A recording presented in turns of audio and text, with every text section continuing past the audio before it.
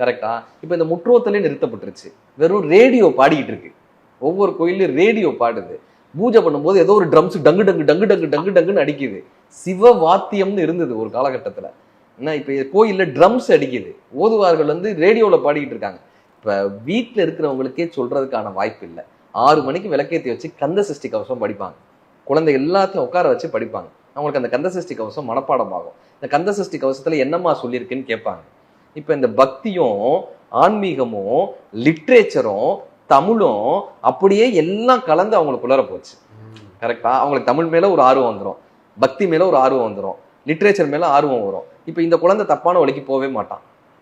இப்ப இந்த மாதிரியான வாழ்வியலாகவே நம்ம வளர்க்கப்பட்டோம். இன்னைக்கு வாழ்வியல்ல இருந்து இந்த புத்தகங்களும் லிட்ரேச்சரும் இலக்கியங்களும் பக்தியும் ஒதுங்கி போயிடுச்சு. ஒரு கதையா கூட சொல்றதுக்கு ஆள் இல்ல.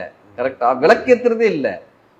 ஆன்மீகத்துக்குன்னு இல்லாத பக்திக்குன்னு இறை வழிபாட்டுக்குன்னு நம்ம ஒரு நேரத்தையே ஒதுக்குறது இல்லை. ஒவ்வொரு குடும்பத்திலையும் அது ஒரு ஃபேமிலி டைமா இருந்தது. இறைவனை நன்றி சொல்லக்கூடிய நேரமா ஒரு காலகட்டத்துல இருந்தது. இன்னைக்கு அதுவே இல்லை. அதனுடைய நீட்சி தான் இன்னைக்கு திருவாசகமும் தேவாரமும் உனக்கு தெரியாமலே போயிடுச்சு.